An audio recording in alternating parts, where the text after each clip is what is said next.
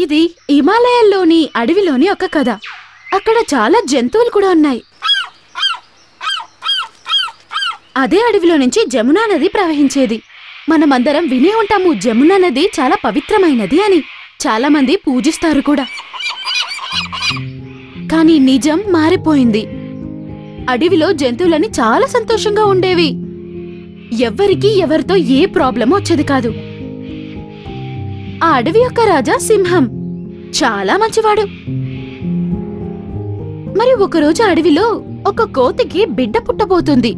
జంతువులన్నీ దానిని చూడ్డానికి వచ్చేవి. ఓ కోతి చెల్లెమ్మ, నీకు చాలా శుభాకాంక్షలు. ఇప్పుడు నీ కుటుంబం కూడా పెరగబోతోంది. ఇంకా మన అడవిలోకి ఒక కొత్త సభ్యురాలు కూడా రాబోతోంది. నక్కన్నయ్య, నీకు చాలా చాలా ధన్యవాదాలు. ఇందులో ధన్యవాదాలు అవసరమేముంది? మన జంతువులంతా ఒక కుటుంబం. ఒక్కరి ఆనందం అందరికీ ఆనందమే.